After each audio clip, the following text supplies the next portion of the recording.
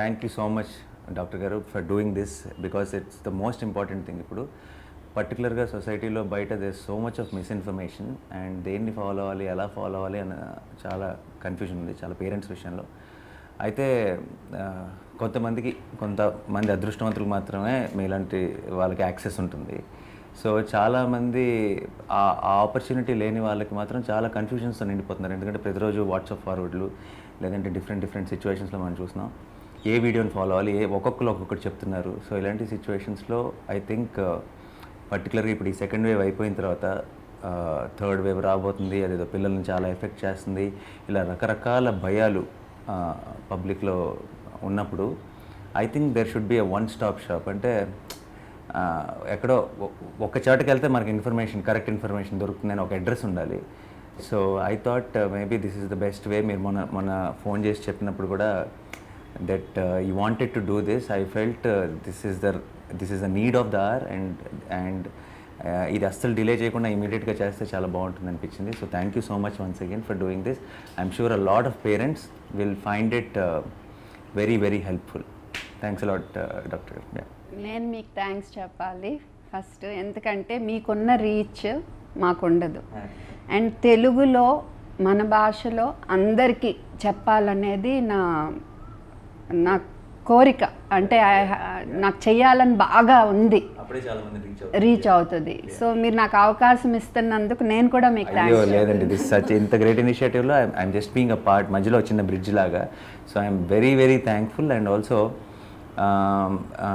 నిజంగా ఇందాక చెప్పినట్టు నేను ఒకసారి అప్పుడప్పుడు అసలు ఎవరికి ఏమీ తెలియకుండా ఎక్కడ డాక్టర్లు ఎవరిని కలవాలి, ఏంటి పరిస్థితి, అసలు డాక్టర్ల దగ్గరికి వెళ్ళొచ్చా, హాస్పిటల్స్కి వెళ్ళొచ్చా ఈ కోవిడ్ టైంలో అని చాలా కన్ఫ్యూజన్స్లో ఉండి ఎవరేం చెప్తే అది నమ్మేసే వాళ్ళకి ఒక్క లింక్ ఏదైనా అలా క్లిక్ చేస్తే అంత ఇన్ఫర్మేషన్ రావడం అనేది I think that's the best possible thing. So there are lot of questions today. So మీరు కొంచెం పేషెంట్గా చాలా టైం స్పెండ్ చేయాల్సి వస్తుంది మాతో. మంచిగా సింపుల్గా చెప్తా. So the first question today, ఇప్పుడు థర్డ్ వేవ్ పిల్లల మీద ఎక్కువ ప్రభావం ఉంది అంటున్నారు. ఇంకా థర్డ్ వేవ్ స్టార్ట్ అవ్వలేదు, వచ్చేస్తుంది అది ఇది అని చిన్న రకరకాలుగా బయట మాట్లాడుకుంటున్నారు. అంత గజిబిజిగా ఉంది, చాలా కన్ఫ్యూజన్ ఉంది తల్లిదండ్రులకి. ఏంటి రాబోతుందా, నిజంగా పిల్లల్ని ఎఫెక్ట్ చేస్తుందా, వస్తే ఎంత డేంజరస్గా ఉంటుంది అని. సో ఈ ఒక కాన్సెప్ట్ మీద మీ ఒపీనియన్ ఏంటి? What do you think is going to happen? ఇక్కడ నా ఒపీనియనే కాదు, అసలు మామూలుగా పిల్లల డాక్టర్ల ఒపీనియన్ కానీ మన గవర్నమెంట్ ఒపీనియన్ కానీ ఏంటంటే, మొన్నటి వరకు థర్డ్ వేవ్ పిల్లలకి ఎక్కువ రావచ్చు పెద్దాళ్ళతో పోల్చుకుంటే అని అనుకున్నాం. మొన్న ఈ మధ్య all India institute of medical sciences వాళ్ళు చేసిన స్టడీలో ఏం తేలిందంటే, ఒకవేళ వైరస్ ఇప్పుడులాగానే ప్రవర్తిస్తే పిల్లలకి ఇప్పుడు ఎలా వచ్చిందో ఇంచుమించుగా అలాగే వస్తుంది, ఇంతకంటే తీవ్రంగా రాదు అని చెప్పారు. ఒకవేళ తీవ్రంగా వచ్చినా ఇప్పుడు ఏంటంటే 100లో 98 మంది ఇంట్లో ఏదో లైట్ జ్వరం, దగ్గు, జలుబు, వాంతులు, విరోచనాలతో సెట్ అయిపోతున్నారు. 100కి 2 మంది మట్టుకు ఆసుపత్రిలో చేరాల్సిన అవసరం పడింది సెకండ్ వేవ్ ఫస్ట్ వేవ్లో చూసుకుంటే. 100లో 1 కంటే తక్కువ మందే సీరియస్ అయ్యారు. ఆ సీరియస్ కోవిడ్ వల్ల కానివ్వండి, ఇంకో సమస్య MIS-C అనే సమస్య వల్ల కానివ్వండి. కాబట్టి థర్డ్ వేవ్ వచ్చినా ఇదే విధంగా ఉంటుంది. ఒకవేళ పిల్లలకి విపరీతంగా వచ్చినా 100కి 5 కంటే ఎక్కువ మంది హాస్పిటల్లో చేరే అవసరం పడదు అని చెప్తున్నారు. కాబట్టి నేను చెప్పేది ఏంటంటే, మనం ఆందోళన పడతా ఉంటే ఏమవుద్దంటే, తల్లిదండ్రులు సిద్ధంగా లేకుండా, అవగాహన లేకుండా ఓరికే థర్డ్ వేవ్ వస్తుందంట ఇలా ఆందోళన పడితే ఏంటంటే వాళ్ళు సాధించేది ఏముండదు. ఇంకోటి ఏంటి, తప్పులు ఎక్కువ చేస్తారు. మంచి అవగాహనతో ఉండి సిద్ధంగా ఉన్నారనుకోండి, అప్పుడు ఆ తల్లిదండ్రులు ఏంటి, కరెక్ట్ టైంకి కరెక్ట్ హాస్పిటల్కి కరెక్ట్ డాక్టర్ దగ్గరికి బిడ్డను తీసుకెళ్ళి 100కి 100 పాళ్ళు బిడ్డను కాపాడుకుంటారు. కాబట్టి నేను చెప్పేది ఏంటంటే, ఆందోళన వద్దు, చక్కగా అవగాహన కల్పించుకుని సిద్ధంగా ఉండండి అని నేను చెప్తాను. సో పెద్దల విషయంలో కూడా, ఇప్పుడు పిల్లల విషయమే కాదు, పెద్దల విషయంలో కూడా ఐ థింక్ ఇంతకు ముందున్న ఫస్ట్ వేవ్ కానీ సెకండ్ వేవ్ కానీ కంగారు పడి ప్యానిక్ అయ్యి తప్పులు చేసిన వాళ్ళు ఎక్కువ మంది. కరెక్ట్. అది ఈసారి కనీసం ఇంకా 2 సార్లు ఎక్స్పీరియన్స్తో 3వ సారి జరగకుండా చూసుకోవాలి. ఎస్.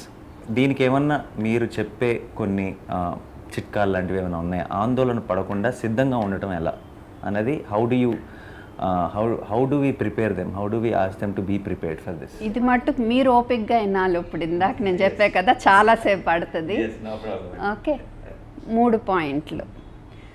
ఒకటి, పెద్దాళ్ళు పిల్లల చుట్టూ ఉన్న వాళ్ళందరూ టీకాలు వేయించుకోండి, కరోనా టీకాలు.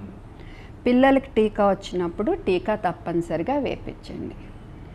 టీకాలు వేయించుకున్నా కూడా కోవిడ్ జాగ్రత్తలు మానొద్దు. ఎందుకంటే ఈ టీకాలు వేయించుకున్నా కూడా కోవిడ్ మనకు సోకొచ్చు, వేరే వాళ్ళకి మనం ఇవ్వచ్చు. కాబట్టి జాగ్రత్తలు మానొద్దు. మంచి మాస్క్ పెట్టుకోవటము, మాస్క్ అంటే N95 మాస్క్ కానీ లేదా సర్జికల్ మాస్క్ బ్లూ రంగులో ఉంటుంది, ఇలా పెట్టుకుని దాని మీద బట్ట మాస్క్ బయటికి వెళ్ళినప్పుడు పెట్టుకోవటము. అనవసరంగా గుంపుల్లాగా ఉండకుండా ఉండటము, ఎక్కువ ఎవరినన్నా కలవాలన్నా బయట కలవటము, ఈ విధంగా ఉండటము. చేతులు అప్పుడప్పుడు శుభ్రంగా కడుక్కోవటము సబ్బు నీళ్ళతో. ఈ విధంగా మనం చూసుకుంటూ ఉండాలి. ఈ మాస్కుల గురించి చెప్పినప్పుడు ఒక పాయింట్ నేను చెప్పదలుచుకున్నాను. ఈ మాస్క్ చూసారా మీరు?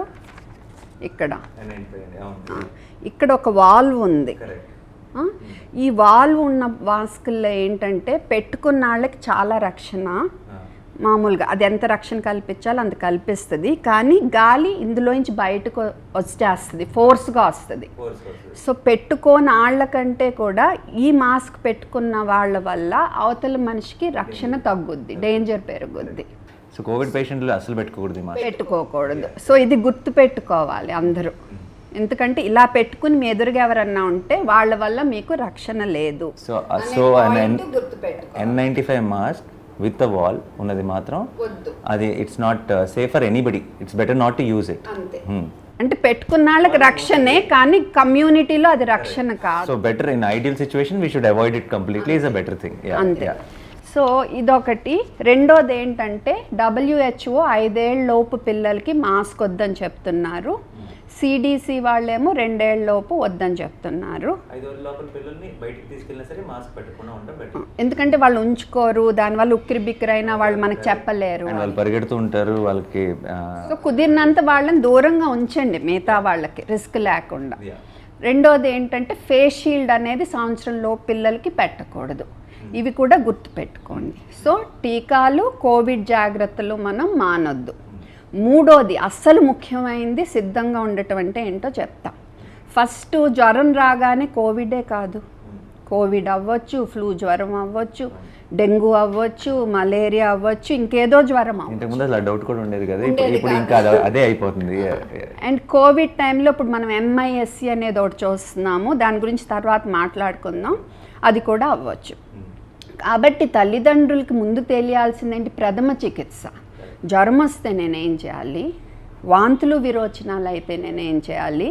కొంతమంది పిల్లలు, ముఖ్యంగా 6 ఏళ్ల లోపు వయసు పిల్లలు జ్వరం వచ్చినప్పుడు గబుక్కుని ఇలా కళ్ళు తేలేస్తారు, ఫిట్స్ లాగా అన్నమాట, బిగుసుకుపోయి.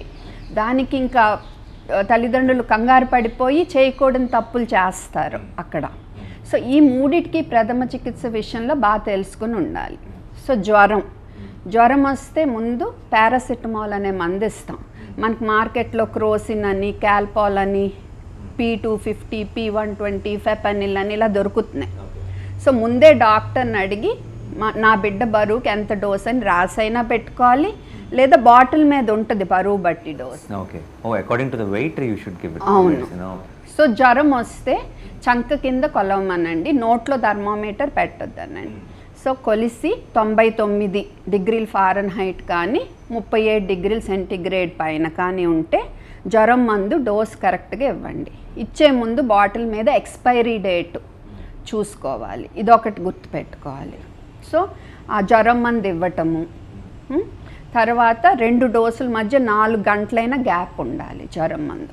చాలామంది జ్వరం వచ్చినప్పుడు చల్లని నీళ్ళతో తుడుస్తారు, అలా తుడవకుండా నునివెచ్చని నీళ్ళతోనే తుడవాలి, ఇది గుర్తుపెట్టు. సో జ్వరము తర్వాత వాంతులు విరోచనాలు అయితే ఏమవుతుంది, మన శరీరంలో ఉప్పు నీరు అంతా పోతుంది, దాంతో నీరస పడిపోయి ఒక్కోసారి ఫిట్స్లా రావటము, మత్తు రావటము జరుగుద్ది. సో మనం డాక్టర్ని సంప్రదించే వరకు ఆగకూడదు ఈ విషయంలో. ఏ ఉప్పు నీరు మనం కోల్పోతున్నామో, బిడ్డ కోల్పోతున్నాడో అవి మనం ఓరల్ రీహైడ్రేషన్ సొల్యూషన్ ORS అని దొరుకుద్ది, ఆ రూపంలో మనం ఇవ్వాలి. Is there any other way of ఆ డిహైడ్రేషన్ పోగొట్టడానికి? ఇఫ్ లెట్స్ సే వాళ్ళకి ఆ ORS ఇంట్లో మనం ప్యాకెట్ రెడీ పెట్టుకోవాలి, పెట్టుకుంటే మంచిది, ఎందుకంటే అది కరెక్ట్గా తయారై ఉంది. ఎమర్జెన్సీలో లేకపోతే కనుక మనకి చిన్నప్పటి నుంచి దూరదర్శన్లో చూస్తూ ఉన్నాము, చిటికెడు ఉప్పు, చారెడు పంచదార, ఒక గ్లాస్ నీళ్ళల్లో కలిపి ఇవ్వండి అని. సో అలా ఇవ్వచ్చు. బట్ నేను చెప్పేది ఏంటంటే కరెక్ట్ కొని పెట్టుకుంటే సేఫర్. ఇలాంటి సిచ్యువేషన్స్లో ఇట్స్ బెటర్ టు హ్యావ్. ఇది కరెక్ట్గా పనిచేస్తుంది అనమాట. ఎందుకంటే ఒక్కోసారి చక్కెర ఎక్కువైతే మోషన్స్ ఎక్కువ అవుతాయి, ఉప్పు ఎక్కువైతే వికారం రావచ్చు, ఉప్పు శరీరంలో ఎక్కువైతే ఫిట్స్ కూడా రావచ్చు. ఎమర్జెన్సీ సిచ్యువేషన్లో తప్పితే it's better to have this. ఇది రెడీ ఉంటేనే మంచిది. కానీ ఇక్కడ ఏంటంటే మనం ఇది కనుక సరిగ్గా టైంకి ఇవ్వకపోతే రిస్క్లో పడేస్తాం పిల్లల్ని. కానీ ఇక్కడ కూడా ఏంటంటే నేను ఒకటి చెప్పదలుచుకున్నా, ఈ ORS ప్యాకెట్ అనుకునే అప్పుడు ఇక్కడ కనపడుతున్న WHO ఫార్ములా అని ఉన్నది మాత్రమే కొనాలి. వరల్డ్ హెల్త్ ఆర్గనైజేషన్ ఇక్కడ చూడండి, WHO రికమెండెడ్ ఫార్ములా అలా ఉన్నదే కొనాలి. ORH హ్యాస్ ఇలాంటి డిఫరెంట్ కంపెనీలు వేరు ఉండొచ్చు, ఎలక్ట్రాల్ అని, ఇక్కడ ఇంక వేరే కంపెనీ అని. ఎలక్ట్రాల్ ఆ ప్యాకెట్ చూసినట్టు గుర్తుగానే ఆ పైన లాంటిది చూసినట్టు ఇవన్నీ ఉన్నాయి, చాలా కంపెనీలు ఉన్నాయి. కానీ WHO ఫార్ములా ఉంటేనే కొనుక్కోవాలి. ఓకే, ఇప్పుడు ఇది చూసారా, ORSL అని ఉంది. తెలియక ప్రజలు ఈ ORSని చూసి అందరు ఇదే కొనేస్తూ ఉంటారు. అలాగా ఇది వాంతులు విరోచనాలు వచ్చినప్పుడు ఇచ్చే ORS కాదు. మామూలుగా మీరు జ్యూస్ లాగా ఎలా ఇచ్చుకుంటే అది మీ ఇష్టం. బట్ వాంతులు విరోచనాలు వచ్చినప్పుడు తెలిసి తెలియక ఇలా ORSL అనేది మట్టుకు ఇవ్వద్దు. WHO అని ఉన్నది మాత్రమే ఇవ్వాలి, లేకపోతే రిస్క్లో పడతారు. సో ఇది ఖచ్చితంగా చెప్పాలనుకున్నా. మూడో ఫస్ట్ ఎయిడ్ వాళ్ళకి తెలుసుకోవాల్సింది ఏంటంటే, జ్వరం వచ్చినప్పుడు గబుక్కుని కళ్ళు తేలేస్తే కంగారు పడి నీళ్లు జిమ్మటం, తాళం చేతిలో పెట్టడం, ల్యాప్టాప్ కొట్టడం, లేదా ఇలా పైకి ఎత్తేసుకోవటం, హాస్పిటల్కి వెళ్ళే అప్పుడు అలాంటివి చేస్తారు. అలాంటివి అస్సలు చేయకూడదు. జ్వరం వచ్చేటప్పుడు ఫిట్స్ 1-2 నిమిషాల్లో వాళ్ళే కోలుకుంటారు.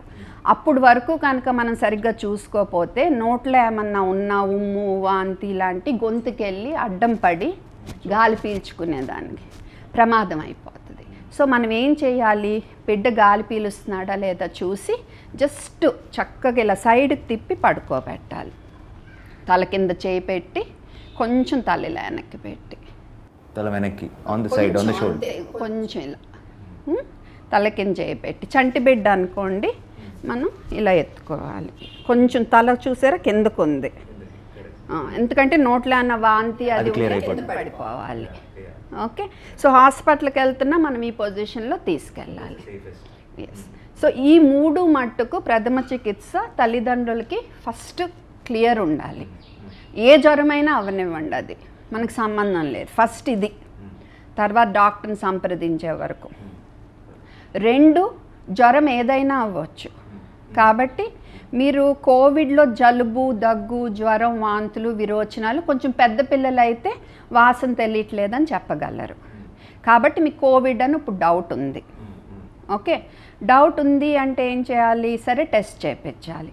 ఆ టెస్ట్ ఎప్పుడు చేయించాలి, ఫస్ట్ డేనే చేసేస్తే ఒక్కోసారి పాజిటివ్ అయినా మనకి నెగిటివ్ రావచ్చు. అందుకని 3వ రోజు చేయించండి. ఓకే, బట్ ఈ లోపు మనకు కోవిడ్ కాదు అని కరెక్ట్గా తేలే వరకు బిడ్డని ఒక్కళ్ళు చూసుకోండి, మిగతా వాళ్ళ నుంచి దూరంగా ఉంచండి. ఎందుకంటే లేకపోతే బిడ్డ నుంచి వేరే వాళ్ళకి అంతవరకు చూసుకోండి. అలాగే MISC అనేది మనం తర్వాత చెప్తాను, దాని లక్షణాల గురించి కూడా అవగాహన ఉండాలి. మరి డాక్టర్ని ఎప్పుడు సంప్రదించాలి అంటే, ఈ జ్వరం 3 రోజుల పైనున్నా, బాగా 102, 103, 102, 103 ఇలాగే ఉంటున్నా, బిడ్డ బాగా డల్గా ఉన్నా, MISC లక్షణాలు ఉన్నా తప్పనిసరిగా డాక్టర్ని సంప్రదించాలి. పిల్లల డాక్టర్ని కుదిరితే. కుదిరితే పిల్లల డాక్టరు, కుదరకపోయినా మనం ఊళ్ళల్లో ఉన్న మనకి ఆశా వర్కర్లు వీళ్ళ గురించి కూడా మనం తర్వాత డిస్కస్ చేసుకుందాము. ఓకే, సంప్రదించాలి. తర్వాత డేంజర్ సైన్స్ అంటే ప్రమాద సంకేతాల గురించి మంచి అవగాహన ఉండాలి. విపరీతమైన తలనొప్పి, వాంతులు, మత్తు, కళ్ళు మసక ఇలా ఉన్నా, మత్తుగా ఉన్నా, గుండె నాకేదో నొప్పిగా ఉందమ్మా, నాకేదో తేడాగా ఉంది అని బిడ్డ చెప్తున్నా, ఆయాసంగా అని అలా ఆయాసంగా ఉన్న బిడ్డ, విపరీతమైన పొట్ట నొప్పి, వాంతులు, విరోచనాలు ఇలా ఉన్న బిడ్డ, లేదంటే కాళ్ళు చేతులు చల్లగా ఉండి సొమ్మసిల్లిపోయినట్టు ఉన్నా, లేదంటే ఫిట్స్ వచ్చినా, లేదంటే ఆక్సిజన్ను 95% లోపున్న తప్పనిసరిగా ఆసుపత్రికి తీసుకెళ్ళాలి. ఇమీడియట్గా ఎమర్జెన్సీకి. డేంజర్ సైన్స్ ఖచ్చితంగా ఇంకా ఆలస్యం చేయకూడదు, రేపుడుకుందాం ఎల్లుండుకుందాం అని. అక్కడ కూడా మనం ముందే ఇప్పుడు ఇలాగొస్తే నేను ఎక్కడికి తీసుకెళ్ళాలని ముందే రెడీ ఉండాలి. అప్పటికప్పుడు కంగారుగా ఎక్కడికి వెళ్ళాలని ఉండకూడదు. ఫోన్ నెంబర్లు రాసి పెట్టుకోవాలి, అంబులెన్స్ నెంబర్. ఆ టైంలో your presence of mind you can not think, పని చేయదు. సో మీరు కామ్గా ఉండి సిద్ధంగా ఉన్నారనుకోండి, ప్రశాంతంగా మీరు కరెక్ట్గా చేయాల్సినవి. సో ముందే రెడీ పెట్టుకోవాలి, ఇవన్నీ గోడ మీద రాసి ఉండాలి. ఈ నంబర్లు, ఎమర్జెన్సీ నెంబర్లు, ఇంట్లో ఎవరన్నా ఆ నంబర్కి ఫోన్ చేయగలగాలి. అండ్ వన్స్ ఇవన్నీ రెడీగా ఉండి ప్రిపేర్డ్గా ఉంటే తెలియని పీస్ కూడా ఉంటుంది. First of all day to day ప్రశాంతంగా ఉంటుంది. ఎందుకంటే నా బిడ్డకి నేను ఏం చేయాలో తెలుసు. నాకు కోవిడ్ 198 మందికి ఎక్కువ అవ్వదు, నాకు ప్రథమ చికిత్స తెలుసు, ఎక్కువైతే గుర్తించడం తెలుసు, వెంటనే తీసుకెళ్తాను. సో నా డాక్టర్లు వెంటనే చూస్తారు, చక్కగా 100% నా బిడ్డ బాగుంటాడు. ఈ ధీమా రావాలి. దీనివల్ల ముందు పేరెంట్స్ హెల్త్ కూడా బాగుంటుంది. లేకపోతే ఊరికే వరి అయ్యి వాళ్ళు అసలు ఎంత పానిక్ అయిపోతున్నారు. వాళ్ళు ఒక్కొక్కరు గుండె రేటు కొలిస్తే.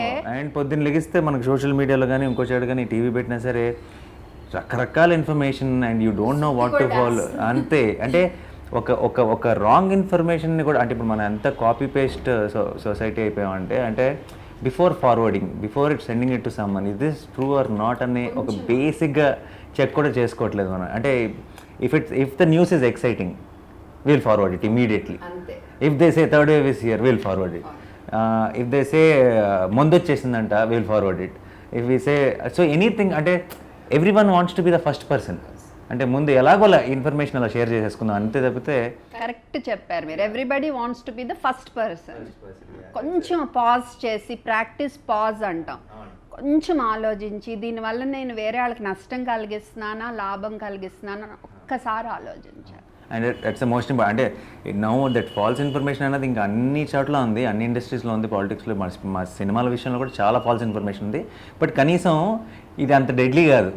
ఇట్స్ పర్టికులర్గా మెడికల్ హెల్త్కి సంబంధించిన విషయాల్లో false information is very very dangerous. So that needs to be addressed immediately. So misinformation is more dangerous than correct information. I mean not knowing correct information. So ఇది ఇంకా isolation అంటే ఏంటి, quarantine అంటే ఏంటి, బిడ్డకి కోవిడ్ వస్తే ఎవరు చూసుకోవాలి, ఒకవేళ తల్లికి కోవిడ్ వస్తే బిడ్డను తల్లి చూసుకోవచ్చా, ఇంకెవరన్నా చూసుకోవాలా, తర్వాత ఏం చెయ్యాలో కాకుండా ఏం చెయ్యకూడదు అనేది కూడా మనం తెలుసుకుని ఉండాలి. ఆ ఏం చేయకూడదు అనేది కూడా మనం తదుపరి డిస్కషన్లో వస్తుంది. మనకి ముందు చిన్నప్పటి నుంచి మనకు తెలిసిన కొన్ని అలవాట్లు ఉంటాయి, అవి డిజోన్ చేసుకోవాలి first. So unless you do that you won't understand this. Correct. అంటే కొన్ని హార్మ్ఫుల్లీ చేస్తున్నారు, అవి కూడా మనం డిస్కస్ చేసుకుందాం. సో ఈ విధంగా సిద్ధంగా ఉండాలి. టీకాలు, కోవిడ్ జాగ్రత్తలు, ప్రథమ చికిత్స, కోవిడ్ లక్షణాలు, MISC లక్షణాలు, ప్రమాద సంకేతాలు, ఎప్పుడు ఎవరిని ఎలా సంప్రదించాలి, ఎమర్జెన్సీ నంబర్లు, అండ్ కోవిడ్ గురించి మిగతా విషయాలు, ఏం చేయకూడదు, ఇవన్నీ కూడా తెలుసుకుని ఉంటే ప్రశాంతంగా ఉంటుంది. Most important. Thank you so much. I know how much of, ఇప్పుడు ఇంకా చాలా మనకు క్వశ్చన్స్ చాలా ఉన్నా సరే, this point it self is actually చాలా మెయిన్ టాపిక్స్ అన్నింటినీ కవర్ చేసింది. If you can listen to this, you kind of get a చాలా ఒక బేసిక్ నాలెడ్జ్ ఎలా హ్యాండిల్ చేయాలన్న దాని మీద ఈ విషయంలో వచ్చేసింది. సో దట్స్ అవసరం. అందుకే చెప్పా మీరు ఓపిక్గా వినాలి. అయ్యో ఎంతైనా అందరూ ఓపిక్గా వినాలని కోరుకుంటున్నాను నేను మాత్రమే. ఇందాక కూడా డాక్టర్ గారు మనం మాట్లాడుతున్నప్పుడు మీరు 2-3 సార్లు MISC అన్నారు. అదేంటి, ఆ ప్రాబ్లం ఏంటి, అది చాలా పెద్ద డేంజరా, is it related to Covid or what is it? Covid మొదలయ్యాక ప్రపంచంలో అప్పుడే ఇది చూడటం మొదలుపెట్టాం మనం. Okay, so it's side effect of Covid or something. Corona మనకి సోకింది అనుకోండి, దాని లక్షణాలు మనకు వస్తే మనం కోవిడ్ అంటాం. కరోనా లక్షణాలు మనకు బయటపడలేదనుకోండి, దగ్గులే, జలుబు లేదు, జ్వరం లేదు, ఏమీ లేవనుకోండి, సిమ్టమాటిక్ అంటాం. అంటే మనకు కరోనా సోకింది కానీ లక్షణాలు లేవు. ఈ MISC అనేది ఏంటంటే కరోనా మనకి సోకేక, అంటే కోవిడ్ లాగా బయటపడినా పడకపోయినా సోకితే చాలు, అంటే మన శరీరంలో కరోనా వైరస్ వెళ్ళితే చాలు, కొన్ని వారాలకి సుమారుగా 4 నుంచి 6 వారాల లోపు, నాకు కరోనా సోకిన 4 నుంచి 6 వారాల లోపు ఈ MISC అనే సమస్య తలెత్తుతుంది. ఇది వైరస్ వల్ల డైరెక్ట్గా కాదు, ఈ వైరస్ మన రోగనిరోధక శక్తిని గట్టిగా కొట్టడం వల్ల కొన్ని సైటోకైన్స్ అనే కెమికల్స్ ఉధృతంగా మన శరీరంలో రావటం వల్ల వచ్చే సమస్య. అప్పటికి వైరస్ మన శరీరంలోంచి వెళ్ళిపోయింది. ఓకే, సో తర్వాత వస్తుంది. ఇది చాలా అరుదైన సమస్య, కానీ దీన్ని ముఖ్యంగా ఎందుకు, అండ్ మొన్న కోవిడ్ సెకండ్ వేవ్ పీక్లో ఉన్నప్పుడైతే, బాగా హై ఉన్నప్పుడైతే ఇది బాగా చూసాం పిల్లలకి ఇది రావటం కూడా.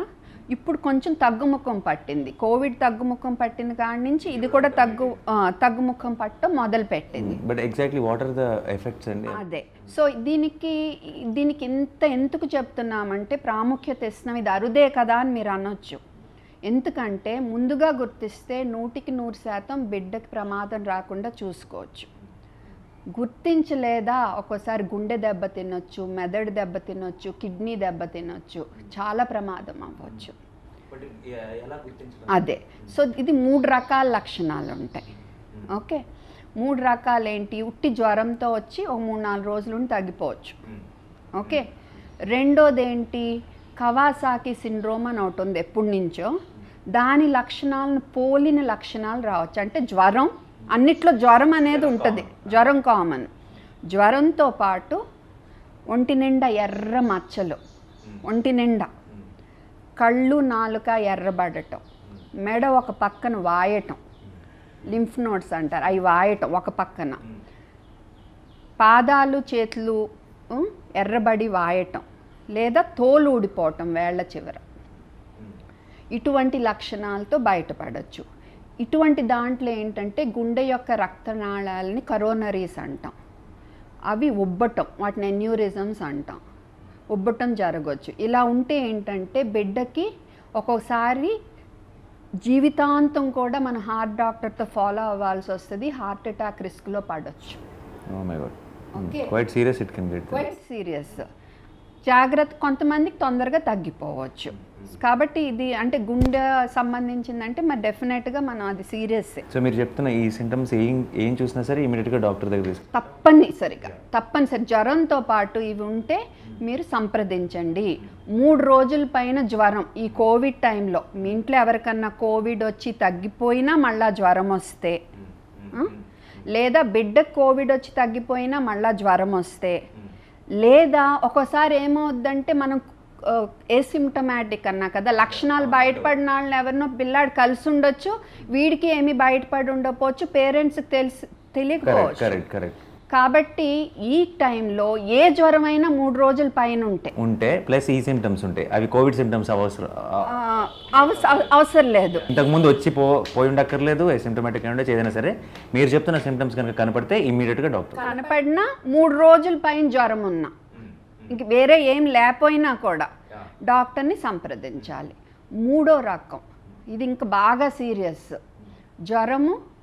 జ్వరంతో పాటు ఒక్కోసారి మెదడు ఎఫెక్ట్ అయితే మనకి మెడ నొప్పి, ఇలా మత్తు ఇలాగా బయటపడవచ్చు, తలనొప్పి, మసక ఇలాగా, లేదా ఛాతిలో నొప్పి, గుండె కొట్టొచ్చు అది, గుండె రక్తనాళాలను కొట్టొచ్చు, గుండెని కొట్టొచ్చు.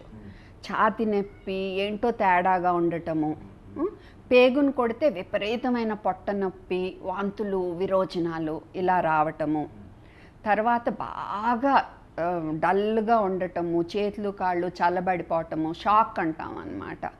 అలా ఉన్నా కానీ, ఆయాసంగా ఉన్నా కానీ, బాగాలేదు బిడ్డ అనిపించినా కానీ వెంటనే మనం ఎమర్జెన్సీకి వెళ్ళిపోవాలి.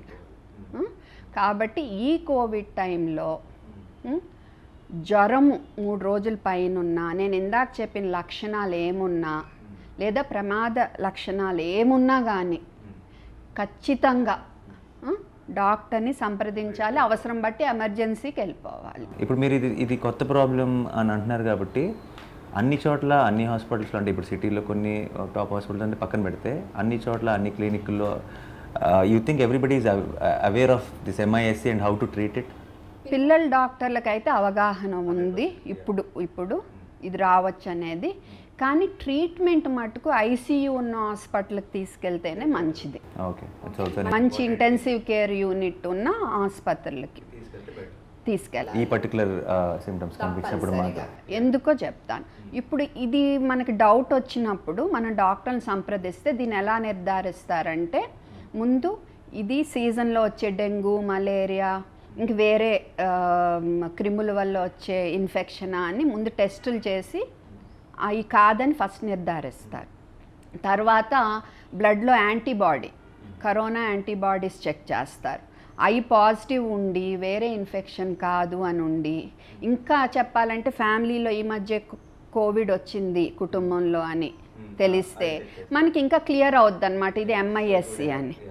అవసరం బట్టి హార్ట్ అల్ట్రాసౌండ్, హార్ట్ స్కాను, పొట్ట స్కాను, బాగా అరుదుగా అయితే CT స్కాను, యూజువల్గా జరగదు. అవసరం బట్టి చేస్తారు. దాన్ని బట్టి మందులు ఏముంటాయి, IV ఇమ్యునోగ్లోబులిన్ అని, స్టిరాయిడ్స్ అని, అవసరం బట్టి. అండ్ ఈ సమస్యలో రక్తం గడ్డకట్టే తత్వం కూడా ఎక్కువైపోయి ఎక్కడికక్కడ రక్తనాళాల్లో రక్తం ఎక్కువ గడ్డ కట్టిపోయి సమస్యగా మారచ్చు. అందుకని హెపరిన్ను, యాస్పిరిన్ను అనేవి అవసరం బట్టి, ఆక్సిజన్ను, BP డౌన్ అయితే అది పెంచటానికి మందులు, అలా అవసరం బట్టి మంచి ట్రీట్మెంట్ ఉన్నాయి. కాబట్టి ముందుగా గుర్తించి వెళ్ళాలి. అరుదైనా కానీ దీని గురించి అవగాహన ఉంచుకోవాలి.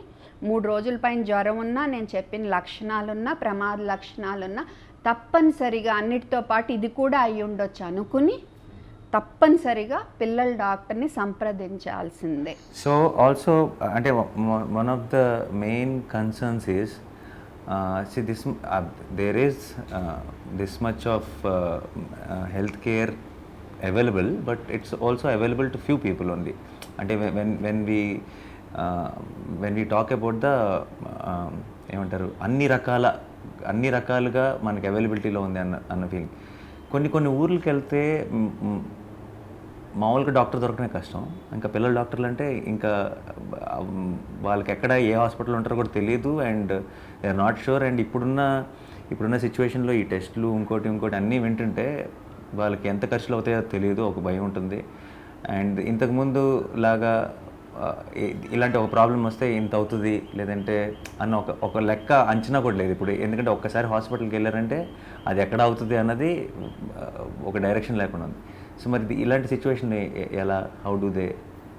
అంటే మీరు అన్నట్టు కరెక్టే, ప్రైవేట్ ఆసుపత్రులు అవన్నీ అందరూ కట్టుకోలేరు. తర్వాత కానీ నేను చెప్పదలుచుకుంది ఏంటంటే, ఇప్పుడు మన గవర్నమెంట్ ఈ 3rd వేవ్ వస్తే మనం ఎలా సిద్ధంగా ఉండాలన్న దాని గురించి మంచి ప్రణాళిక తయారు చేశారు. సో ఏంటంటే ప్రతి గ్రామంలో మనకి ఆశా వర్కర్లు అని ఉంటారు. ఓకే, మల్టీపర్పస్ హెల్త్ వర్కర్లు ఉంటారు. మీరు ఫస్ట్ ఆన్సర్ అప్పుడు మెన్షన్ చేశారు ఆశా వర్కర్స్ అని. ప్రైమరీ హెల్త్ సెంటర్ ఉంటారు, అందులో ఒక డాక్టర్ ఉంటారు, మినిమం MBBS క్వాలిఫికేషన్ డాక్టర్స్ ఉంటారు. సో వీళ్ళు ఏంటంటే వీళ్ళందరికీ కోవిడ్ గురించి, MISC గురించి బేసిక్ ట్రైనింగ్ ఇస్తున్నారు. అంటే లక్షణాలు ఎలా గుర్తించాలి, ఆక్సిజన్ ఎలా కొలవాలి, రోజుకి ఎన్నిసార్లు కోవిడ్ పేషెంట్లను చెక్ చేయాలి, ఎప్పుడు మీరు ఆ పై సెంటర్కి పంపించాలి అనేది ట్రైనింగ్ ఒకటి. కోవిడ్ కేర్ సెంటర్లని ఊళ్ళల్లో పెట్టబోతున్నారు. ప్రైమరీ హెల్త్ సెంటర్ని కోవిడ్ కేర్ సెంటర్గా అవసరం బట్టి మారుస్తారు. డిస్ట్రిక్ట్ ఆసుపత్రులు వీటినేమో డెడికేటెడ్ కోవిడ్ హెల్త్ కేర్ సెంటర్లని సో అందులో ఆక్సిజన్ వరకు ఉండేటట్టు. కొన్ని పెద్ద డిస్ట్రిక్ట్ హాస్పిటళ్ళు, మెడికల్ కాలేజీలు, మన నీలోఫర్ ఇలాంటివన్నీ అయితే వెంటిలేటర్లు, ఇంకా పెద్ద ఐసీయూలు ఉన్నట్టుగా సెట్ చేస్తారు. ప్రతి ఊరికి ఒక అంబులెన్స్ ఉండేట్టు చూడబోతున్నారు. ఇది ప్రణాళిక. Okay, but is it full in place now?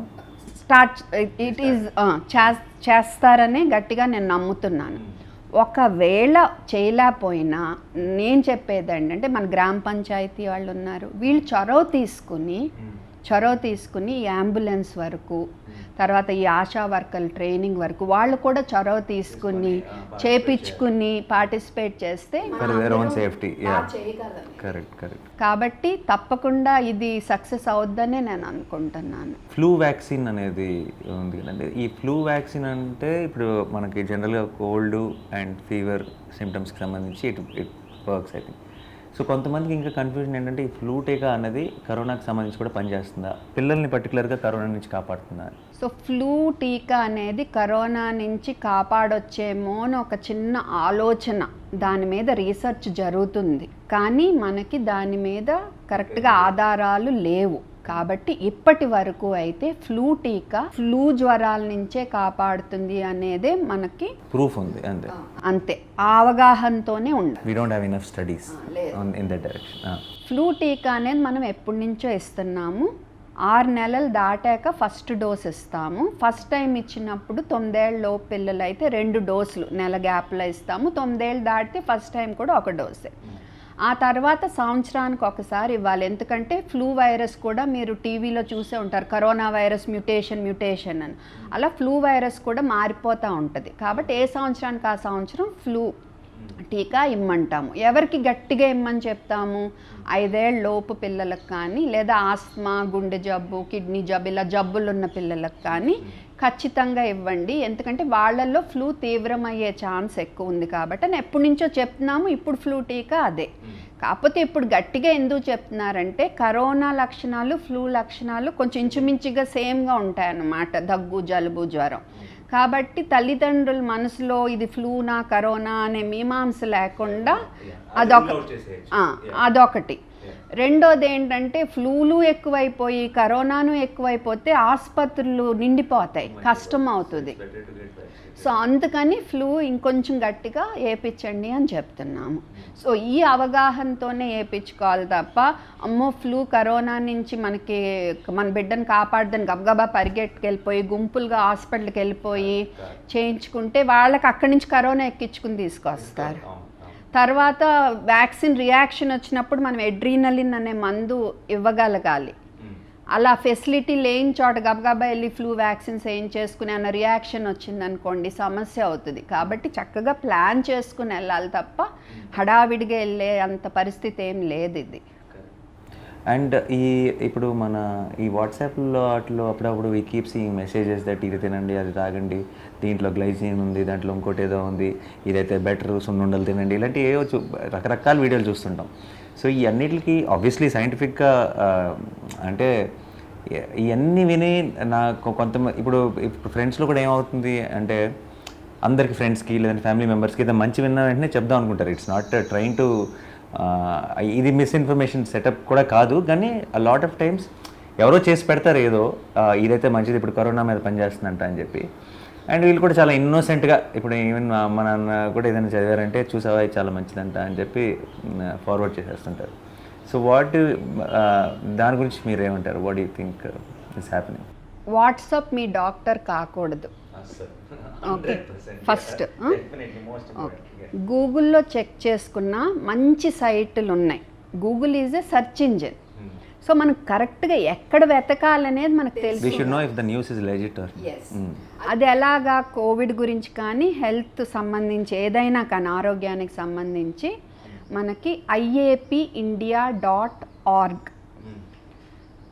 healthychildren.org, UNICEF, WHO, CDC, NHS ఇలాంటి చోట్ల మన ICMR ఇలాంటి చోట్ల చెక్ చేసుకోవాలి, ఇది కరెక్టా కాదా అనేది చూసుకోవటానికి.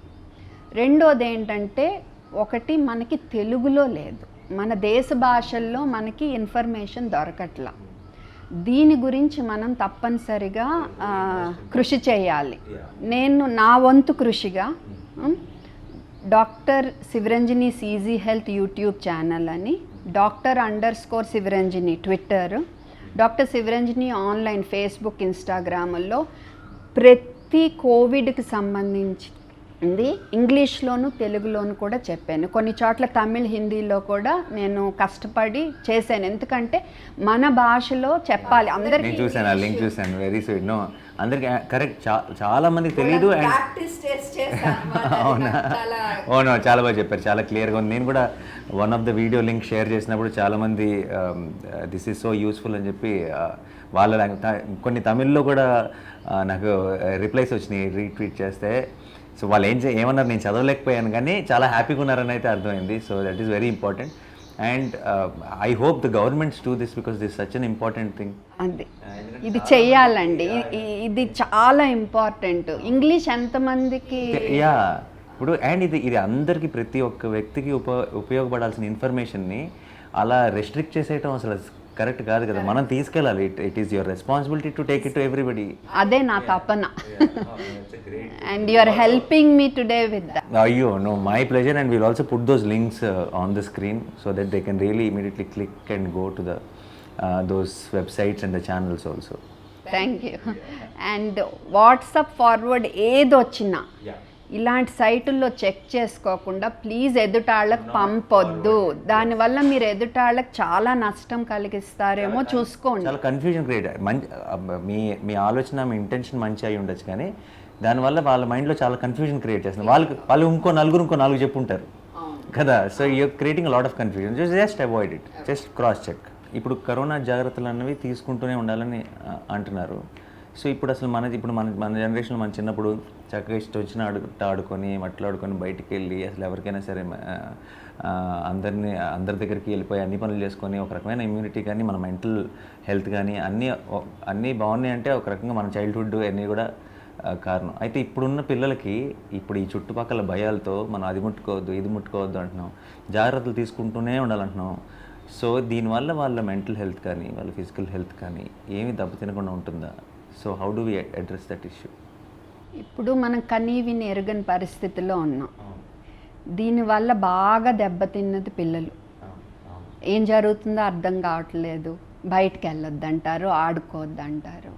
కానీ మరి జాగ్రత్తలు తీసుకోవాలి. కాబట్టి మనము ఇప్పుడు సోషల్ బబుల్ అనే ఒక కాన్సెప్ట్ వస్తుంది. అంటే ఏంటంటే, మీరు టీకాలు వేయించుకున్నారు, నేను టీకాలు వేయించుకున్నాను, నా ఇంట్లో పెద్దవాళ్ళందరూ వేయించుకున్నారు, అందరూ మంచిగా కోవిడ్ జాగ్రత్తలు తీసుకునే కుటుంబాలం మనకు ఒకే వయసు పిల్లలు ఉన్నారు. అప్పుడు మీరందరూ ఒక బబుల్ అంటే బుడగ, నీటి బుడగ. సో సామాజిక నీటి బుడగ అనుకోండి. సో మీరందరూ ఒక గ్రూప్లో ఏర్పడి మీలో మీరు అప్పుడప్పుడు కలుసుకుంటా, పిల్లలు కలుసుకుని ఆడుకునేట్టు, ఈవెన్ బయట కూడా, ఎందుకంటే సూర్యరశ్మి ముఖ్యం పిల్లలకి. సో గుంపులుగా లేని టైంలో ఈ పిల్లలందరూ కలిసి ఆడుకునేట్టు మీరు నెమ్మదిగా ప్లానింగ్ చేసుకోవటం మొదలు పెడితే పిల్లల శారీరక మానసిక ఆరోగ్యం బాగుంటుంది అనేది. సో ఇలా మీరు ప్లాన్ చేసుకోవటం నెమ్మదిగా మొదలు పెట్టాలి. ఎందుకంటే ఈ కోవిడ్ అనేది ఇంకా ఎన్నేళ్ళు ఉంటుందో కూడా మనకి తెలియదు. అది బట్ వింటుంటేనే చాలా సాడ్గా అనిపించింది. అంటే సో అంటే ఎక్కడికైనా ఏదైనా చేసే ఒక ఫ్రీడమ్ ఉండి మనకి ఇప్పుడు పిల్లల్ని ఇంతగా రెస్ట్రిక్ట్ చేయాలంటేనే ఒక ఇష్టంగా ఉంటుంది థింగ్. But it's reality. ఇప్పుడు ఆబ్వియస్లీ ఇది తీసుకోవాల్సిన జాగ్రత్తలు.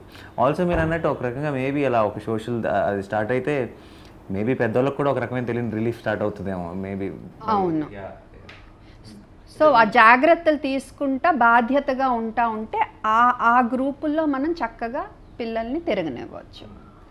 చాలామందికి ఉన్న కన్ఫ్యూజన్ ఏంటంటే, ఇప్పుడు వ్యాక్సిన్ వేసుకున్నాం, సేఫే కదా మేము, ఇంకా ఎందుకు జాగ్రత్తలు తీసుకోవాలి అన్నది. ఈవెన్ దో చాలా డిఫరెంట్ వర్షన్స్ చాలామంది చెప్పినా సరే, ఇట్స్ చాలామందికి అది ఒక స్ట్రాంగ్ డౌట్. అంటే సరే నేను 100% సేఫే కదా, ఇంకా నేను ఎందుకు జాగ్రత్తలు తీసుకోవాలి అన్నది ఒక doubt. What do we say to them? First vaccine తీసుకుంటే మన కోవిడ్ సీరియస్గా రాదు, కానీ కోవిడ్ సోకొచ్చు, సోకిన కాడి నుంచి నేను వేరే వాళ్ళకి ఇవ్వచ్చు. అంటే ఏసిమ్టమాటిక్ అని ఇందాక చెప్పా కదా, అంటే లక్షణాలు కనపడవు కానీ కరోనా వైరస్ నాలో అది అది అది మన్నేం చేయదు, కానీ మనలో మన లోపలికి వెళ్తుంది, బట్ మన ఏం చేయదు, ఇంకొకరికి వెళ్తుంది. ఎందుకంటే మన దగ్గర ఉందంటే మనం ఆటోమేటిక్గా వేరే వాళ్ళకి వెళ్ళొచ్చు అనేది ఇప్పుడు చెప్తున్నారు. ఇంకా మనకి దాని గురించి ఇంకా రీసెర్చ్ జరుగుతుంది, క్లియర్లీ తెలీదు. ఇప్పుడు ఒకటి సామాజిక బాధ్యత. సరే నేను బాగుంటే చాలు అనుకుంటే కుదరదు కదా, నీ నుంచి ఇంకొకరికి ఎక్కొచ్చు కదా, మరి వాళ్ళు బాగుండాలి కదా. కాబట్టి కోవిడ్ జాగ్రత్తలు కంటిన్యూ చేయాలి. లేదు సరే మీరు స్వార్థపరులు నాకు ఎవరు పట్టరు అనుకోండి, అలా అనుకున్నా నీ బిడ్డకు నువ్వు ఎక్కించవచ్చు, నీ బిడ్డకి ఇంకా టీకా వేయలా కదా అలా అనుకున్నా. కాబట్టి వ్యాక్సిన్ వేయించుకున్న జాగ్రత్తలు మట్టుకు మానకూడదు. బేసిక్ జాగ్రత్తలు like mask and washing hands ఇది ఉన్న సరిపోతుంది అంతే. That's all most important thing.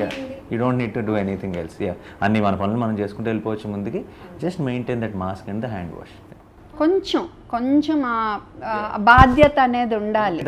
అది బిగ్గర్ పిక్చర్లో చాలా డిఫరెన్స్ వస్తుంది అనుకుంటా, I think with lot of people. And also corona టెస్టుల గురించి చాలామందికి చాలా కన్ఫ్యూజన్స్ ఉంటాయి, ఎందుకంటే ఒక్కొక్కరి దగ్గర ఒక్కొక్క టెస్టులు ఏవో చెప్పుకుంటారు. సో పిల్లల విషయంలో ఎప్పుడు చేయించుకోవాలి, ఏ టెస్టులు చేయించుకోవాలి, రక్త పరీక్షలు లేదంటే సిటీ స్కాన్లు ఇలాంటివన్నీ అవసరమా? సో ఇది నేను సింపుల్గా చెప్తా. నా బిడ్డకి కరోనా అని డౌట్ ఉంది, లక్షణాలు ఉన్నాయి అంటే టెస్ట్ 3వ రోజు చేయించాలి సుమారుగా. ఏం టెస్ట్? యాంటీజెన్ టెస్ట్, PCR ఉన్నాయి. ఏంటంటే ముక్కులోను గొంతులోను ఒక స్వాబ్ అంటాం, అది పెట్టి కష్టం కానీ ఒకసారి తప్పదు. సో అది తీసుకెళ్ళి ల్యాబ్లో వైరస్ ఉందో లేదో చూస్తారు. యాంటీజెన్ టెస్ట్లో వైరస్ యొక్క ఒక బాడీ పార్ట్ ఉందో లేదో చూస్తారు. ఈ PCR టెస్ట్లో వైరస్ యొక్క జీన్స్ ఉన్నాయో లేవో చూస్తారు. సో ఈ యాంటీజెన్ టెస్ట్ ఏంటంటే నెగిటివ్ వచ్చిందనుకోండి, అప్పుడు PCR చేపించుకుని అది కూడా నెగిటివ్ వస్తేనే మనం నెగిటివ్ అనుకోవాలి. యాంటీజెన్ టెస్ట్ పాజిటివ్ వస్తే ఇంకా PCR అవసరం లేదు, పాజిటివ్ కిందే తీసుకోవాలి. సో యాంటీజెన్ పాజిటివ్ వస్తే ఇంక వేరే అవసరం లేదు, పాజిటివ్ కిందే. యాంటీజెన్ నెగిటివ్ వస్తే మట్టుకు PCR చేపించుకుని అప్పుడు కూడా నెగిటివ్ వస్తేనే మనం నెగిటివ్ కింద తీసుకోవాలి. రెండోది ఏంటి, ఇప్పుడు నాకు కోవిడ్ ఉంది, ఓకే, బిడ్డ నన్ను ఇవాళ కలుసుకున్నాడు, ఓకే, ఇప్పుడు వాడికి ఎప్పుడు టెస్ట్ చేయించాలి, కోవిడ్ వచ్చిందా లేదా? చాలామంది ఏం చేస్తున్నారు, నెక్స్ట్ డేనే గబగబా చేయించేస్తున్నారు, అది నెగిటివే వస్తుంది, నెగిటివే వచ్చింది కదా అని హ్యాపీగా మళ్ళీ అందరితో కలిసిపోతారు, ఇంకొకరికి వెళ్ళిపోతుంది. సో ఇలాంటప్పుడు టెస్ట్ ఎప్పుడు చేయించాలంటే నన్ను కలుసుకున్న తర్వాత 5 నుంచి 10 రోజుల మధ్య చేయించాలి. ఓకే, ఇంతవరకు క్లియర్ కదా? తర్వాత ఆల్సో ఇది అప్లైస్ టు ద పెద్దవాళ్ళకి కూడా కదండి. చాలా మంది నేను చూస్తూ ఏంటంటే ఇప్పుడు బయటికి వెళ్ళి అనుకోకుండా క్రౌడ్లోకి వెళ్ళి వచ్చాను, ఈరోజు సాయంత్రం టెస్ట్ చేయించుకుంటా ఇంటికి వెళ్ళిపోతాను అనుకుంటారు. No, it doesn't make sense, because ఇంత 3 days అయ్యేదాకా it won't show, you have to isolate. అది బెస్ట్ 5 నుంచి 10వ రోజు మధ్య చేయాలి. అది నెగిటివ్ వచ్చినా ఏం చేయాలనేది నేను తదుపరి చెప్తాను. ఓకే, ఇక్కడ ఏంటంటే ఇంకో మిస్టేక్, పాజిటివ్ వచ్చిందనుకోండి లేదా కరోనా లక్షణాలు ఉన్నాయి బట్ నెగిటివ్ వచ్చినా, ఇంట్లో అందరికీ పాజిటివ్, ఈ బిడ్డ కరోనా లక్షణాలు ఉన్నాయి కానీ టెస్ట్ నెగిటివ్ వచ్చినా మీరు పాజిటివ్గానే తీసుకోండి. ఓకే, అది కూడా ఇంపార్టెంట్. లక్షణాలు ఉన్నాయి అయినా నెగిటివ్ వచ్చింది కాబట్టి నెగిటివ్ అనుకోవద్దు, ఇదొకటి. అవును, ఒక్కోసారి మిస్ అవ్వచ్చు మనం, ఎందుకంటే దీనివల్ల ఏంటి, మనం వాడిని వేరే వాళ్ళని కలవనిస్తే మళ్ళీ స్ప్రెడ్ అయిపోతుంది. ఓకే, ఇంకోటి ఏంటంటే చాలామంది పాజిటివ్ రాగానే వాళ్ళకి ఒప్పుకోబుద్ధి కాదు, దే ఆర్ ఇన్ డెనయల్ అనమాట. ఏం చేస్తారు, నెక్స్ట్ డే ఎలాగోలా నెగిటివ్ రిపోర్ట్ ఒకటి తెప్పించుకుంటారు, ఇంకా ట్రావెల్ ఇది వెళ్ళిపోతారు. అది చాలా తప్పు. ఒక్కసారి పాజిటివ్ వస్తే లక్షణాలు ఉంటే లక్షణాలు మొదలైన కాడి నుంచి, పాజిటివ్ వస్తే పాజిటివ్ మొదలైన కాడి నుంచి 10 days ఐసోలేట్ చేసుకోవాలి. అది కూడా లక్షణాలు ఎక్కువ రోజులు ఉంటే కనుక ఇంకా ఎక్కువ రోజులు డాక్టర్ చెప్పిన దాన్ని బట్టి ఐసోలేట్ చేసుకోవాలి. అంతేకాని ఒక టెస్ట్ నెగిటివ్ కోసం వచ్చేసిందని మనం మానకూడదు, ఫస్ట్ అసలు చేయకూడదు కూడా. ఒకసారి టెస్ట్ పాజిటివ్ వస్తే కొంతమంది ఏం చేస్తున్నారు, పాపం ఆ 10 రోజులు అయిపోయింది, అసలు జబ్బు లేదు, జ్వరం లేదు, ఏం లేకపోయినా ఆ నెగిటివ్ వచ్చే వరకు చేపించుకుంటా అలా ఐసోలేట్ అవుతానే ఉంటున్నారు కొంతమంది. ఓకే, అలా కూడా లేదు. ఎందుకంటే చచ్చిపోయిన వైరస్ యొక్క PCR నెల తర్వాత కూడా మన ముక్కులో ఉండొచ్చు. సో యా, అంత పానిక్ వద్దు, ఇట్ విల్ గో. ఇంపార్టెంట్ చేయించద్దు, నాట్ సెకండ్ టైం అవసరం లేదు, జస్ట్ 14 days అంతే. ఒకసారి పాజిటివ్ వచ్చింది అంటే పాజిటివ్ అంతే. నీ ఐసోలేషన్ నువ్వు డాక్టర్ చెప్పినట్టు పూర్తి చేయి, నెగిటివ్ కోసము టెస్ట్ చేయించుకో, ఇంకా పాజిటివ్ ఉందని 14 days తర్వాత they can take it for granted that they are negative. 14 కాదు, అది నేను నెక్స్ట్ చెప్తా మీకు. అది సో ఇది ఒక టెస్ట్. తర్వాత రక్త పరీక్షలు తెలిసి తెలియక గబగబా వెళ్ళిపోయి డైమర్ అని ఇవన్నీ చేపించేసుకుని భయపడిపోవటం ఇవన్నీ జరుగుతున్నాయి ఇప్పుడు ఏ జబ్బు అయినా ఏంటంటే మేము లక్షణాలు చూసి టెస్టులను చూసి పోల్చుకుని కరెక్ట్ టైంలో టెస్టులు చేపించి దాన్ని బట్టి ఒక పద్ధతిగా ట్రీట్మెంట్ ఇవ్వాలి. సో తెలియక చాలామంది డైమర్ టెస్ట్ అని ఇంకా వేరే బ్లడ్ టెస్ట్లు వాళ్ళే చేపించేసుకుని ఫస్ట్ డే అలా చేస్తున్నారు. సో రక్త పరీక్షలు జ్వరం 3 to 5 రోజుల పైన బిడ్డను ఆసుపత్రిలో చేర్చిన MISC అని మాకు ఒక డౌట్ ఉన్నా అప్పుడు చేపిస్తాం. సో మీకు మీరే చేయించుకోకూడదు టెస్టులు ఫస్ట్, డాక్టర్ షుడ్ సజెస్ట్. అనవసరమైన ఆందోళన. 2 CT స్కాను, బిడ్డకు CT స్కాన్ చేయించాలంటే ప్రిస్క్రిప్షన్లో రాయాలంటే 100 సార్లు ఆలోచిస్తాం మేము, దానివల్ల ప్రాబ్లం అని. అలాంటిది గబగబా 3వ రోజు 2వ రోజు బిడ్డలకు CT చేపిస్తున్నారు. సో డాక్టర్ చెప్పకుండా దయచేసి ఇలాంటివి చేయకూడదు, అది నేను చెప్పేది. ఇది మట్టుకు నేను క్లియర్గా చెప్తా, సింపుల్గా. నాకు కరోనా ఉంది, ఓకే, ఇప్పుడు నాకు లక్షణాలు ఉన్నాయి లేదా నాకు టెస్ట్ పాజిటివ్ వచ్చింది. లక్షణాలు ఉంటే లక్షణాలు మొదలైన ఫస్ట్ డే నుంచి లెక్క పెట్టుకుందాం. పాజిటివ్ వస్తే లక్షణాలు లేకుండా పాజిటివ్ వచ్చిన డే నుంచి మొదలు పెట్టుకుందాం. అక్కడి నుంచి 10 రోజులు నా నుంచి ఎదుటి వాళ్ళకి కరోనా సోకే అవకాశం ఉంది.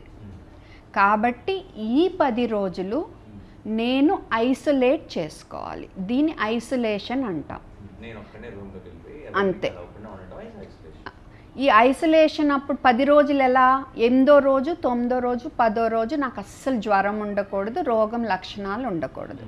నాకు కొంచెం జబ్బు ఎక్కువ ఉందనుకోండి, ఎక్కువ రోజులు నేను ఆసుపత్రిలో ఉండాల్సి వచ్చి జ్వరము దగ్గు జలుబు ఎక్కువ రోజులు ఉంటే ఈ ఐసోలేషన్ డాక్టర్లు పొడిగిస్తారు, ఎందుకంటే ఎదుటాళ్ళకి అన్ని రోజులు రిస్క్ కాబట్టి. బట్ మామూలుగా ఎక్కువ మందికి ఏంటంటే లైట్గా వచ్చిపోయే వాళ్ళకైతే 10 రోజులు, 8వ రోజు 9వ రోజు 10వ రోజు జ్వరం ఉండకూడదు, ఇది రూల్. ఇది ఐసోలేషన్. క్వారంటైన్ అంటే ఏంటంటే ఇప్పుడు నాకు కరోనా ఉంది, ఓకే, నిన్నో మొన్నో నన్ను వచ్చి మీరు మీట్ అయ్యారు, వీ హ్యాడ్ లంచ్ డిన్నర్ ఏదైనా. So we were spending time in the same room without mask, జాగ్రత్తలు తీసుకోకుండా. మీరు నాకు కాంటాక్ట్, ఈ వర్డ్ కాంటాక్ట్ ఎప్పటి నుంచి, నాకు కరోనా జబ్బు మొదలైన కాడి నుంచి చూసుకుంటే 2 రోజుల ముందు నుంచి 48 గంటల ముందు నుంచి నాకు జబ్బు మొదలైన నా ఐసోలేషన్ పీరియడ్లో ఎప్పుడైనా నన్ను కలుసుకుంటే మీరు కాంటాక్ట్. సో నాకు జబ్బు మొదలైనా లేదా నాకు పాజిటివ్ టెస్ట్ వచ్చిన దగ్గర నుంచి 2 రోజుల ముందు నుంచి నా ఐసోలేషన్ పీరియడ్ పూర్తిగా ఈ లోపు ఎప్పుడైనా నన్ను కలుసుకుంటే మీరు నాకు కాంటాక్ట్. నన్ను కాంటాక్ట్ చేసిన లాస్ట్ కాంటాక్ట్ చేసిన అప్పటి నుంచి చూసుకుంటే నెక్స్ట్ 14 రోజుల్లో ఎప్పుడైనా మీకు జబ్బు లక్షణాలు బయటపడవచ్చు.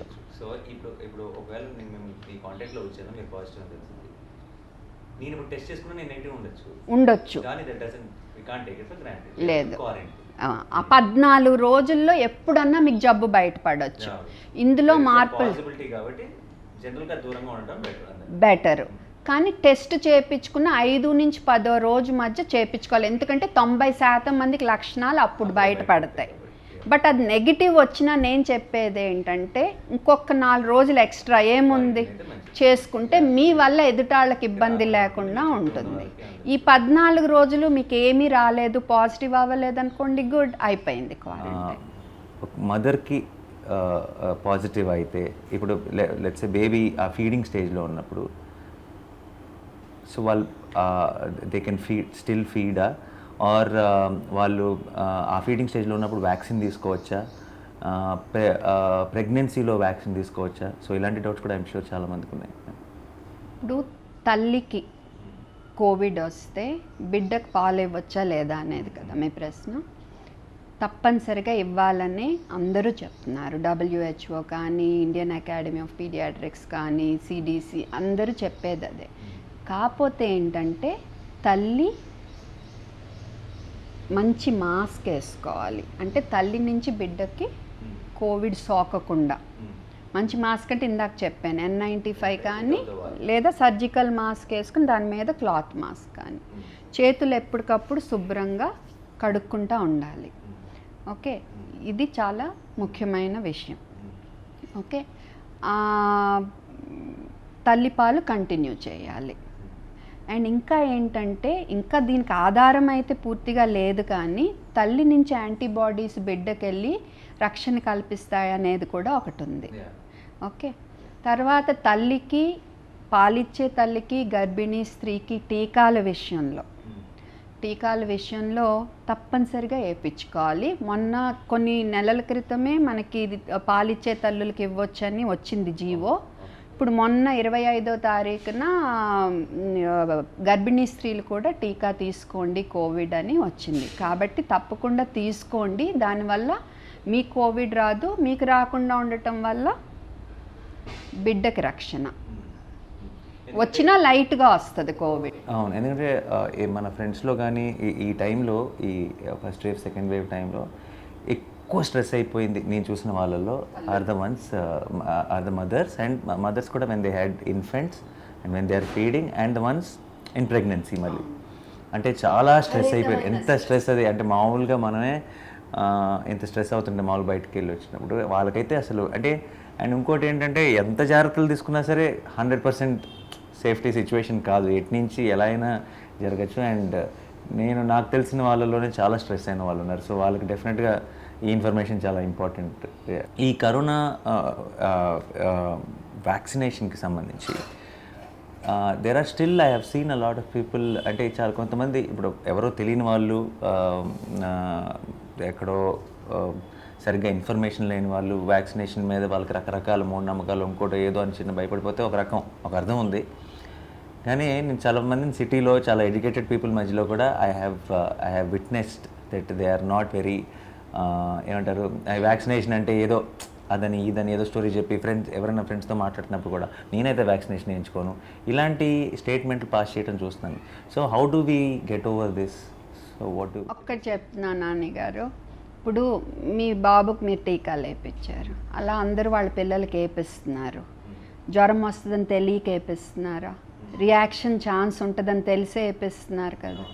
1,00,000లో ఒక్కళ్ళకు కూడా రాదు రియాక్షన్, తెలిసే వేపిస్తున్నాం. ఎందుకు? అవి భయంకరమైన జబ్బులు, పిల్లల్ని కాపాడాలని. మరి మీ వరకు వచ్చేసరికి టీకా ఇస్తే జ్వరం వస్తుందంట, ఒకరోజు ఒళ్ళు నొప్పులు వస్తాయంట, రియాక్షన్ వచ్చే ఛాన్స్ ఉందంట అని ఎందుకు వేయించుకోవటం లేదు? ఆ ఛాన్స్ ఎంత, ఈ ఛాన్స్ ఎంత? అదే అన్న, అది నేనేమంటున్నా అంటే టీకా వేయించుకోవడం వల్ల నువ్వు కరోనా నుంచి వచ్చే ఎఫెక్ట్స్ వల్ల నువ్వు ఎఫెక్ట్ అయ్యే ఛాన్స్ ఎంత? ఒకవేళ కొన్ని అంటే ఇప్పుడు 1 మిలియన్ పీపుల్ ఎవరో ఒకరికి వచ్చే ఒక రియాక్షన్ ఎంత? సో దీన్ని చూపించి వేసుకోకపోవడం అంటే it's actually doesn't make sense at all. Yeah, ఇంకోటి ఏంటంటే కోవిడ్ టీకా వేయించుకుంటే కరోనా వస్తుందని ఒక అపోహ. ఏంటంటే ఇక్కడ ఇస్తాం, ఇక్కడి నుంచి అంట, మరి ఎలా వస్తుందో పాజిటివ్ టెస్ట్ ఇక్కడికి వస్తుందంట కరోనా. అది నాకు ఎంత ఆలోచించినా మరి అది ఎవరికి అలాంటి గొప్ప ఆలోచన వచ్చిందో నిజంగా నాకు and lot of people are believing this, నమ్ముతున్నారు. Okay, I know no it is but వ్యాక్సిన్తో ఎందుకు వస్తుందని అనుకుంటున్నారు వాళ్ళు? అది ఎందుకంటే ఇప్పుడు నేను టీకా కోసం వెళ్ళా, నేను కోవిడ్ జాగ్రత్తలు తీసుకోవాలా, గుంపులో వెళ్ళి తోసుకుని వెళ్ళి టీకా వేయించుకుని వచ్చా, అక్కడి నుంచి ఎవరో అక్కడి నుంచి నేను అంటించుకుని వస్తున్నాను. ఓహో, వాళ్ళని ఎవరినో చూసి సో అది వేయించుకోగానే వచ్చింది అని కనెక్షన్ పెట్టేశారనమాట. సో అదొక అపోహ.